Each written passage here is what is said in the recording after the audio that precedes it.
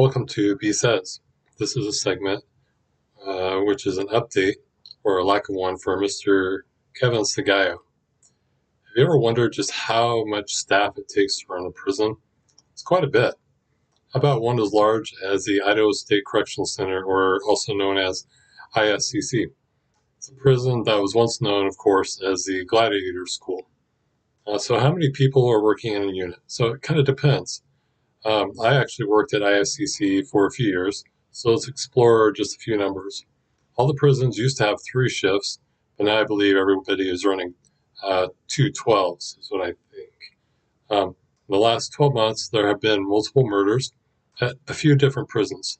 Those prisons are IMSI, which is also known as MAX, and of course ISCC. In these prisons, the custody level is higher than those prisons that are closer to what is called minimum and or community custody. Because it's a higher custody level prison, there has to be more staff. So the number of staff depends, of course, upon the custody level.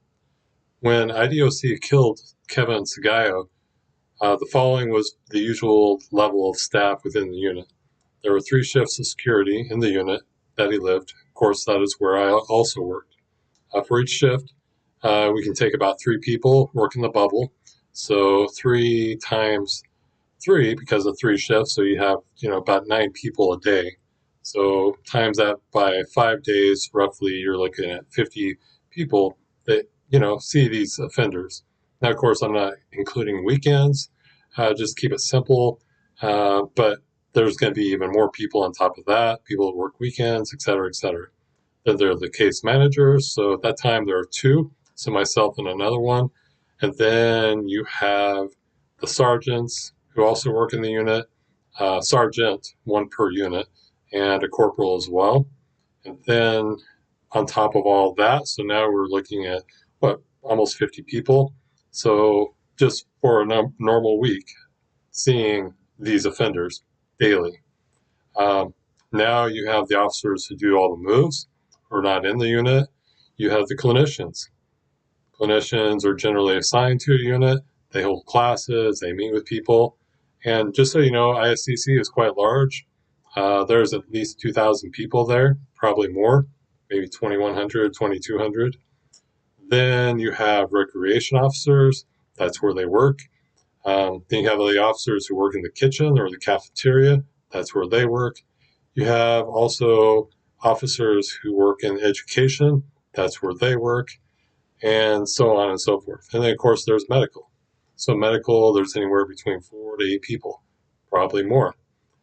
So we're looking at roughly 60 people who have eyes on an offender over a period of a week at ISCC.